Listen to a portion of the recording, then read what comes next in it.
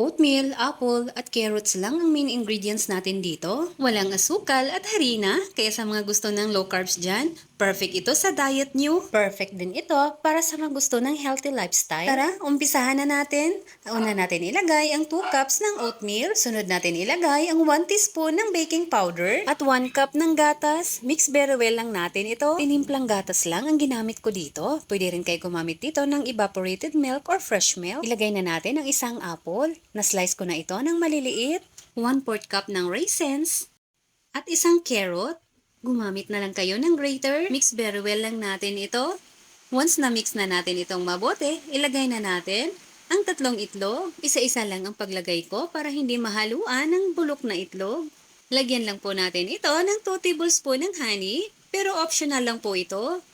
Mix very well lang natin ito. Once ganito na ang consistency, pwede na po natin ito ilipat sa ating baking pan. Nilagyan ko lang ng parchment paper itong ating baking pan para hindi tayo mahirapan sa pag-unmold nito mamaya.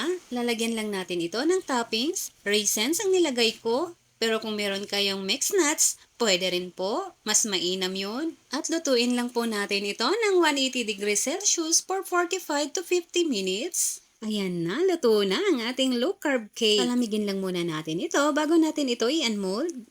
Napakasarap talaga nito at napaka-healthy. Ito ang isa sa paborito kong low-carb cake.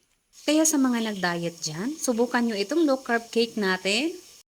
Maraming salamat. Hanggang sa susunod po.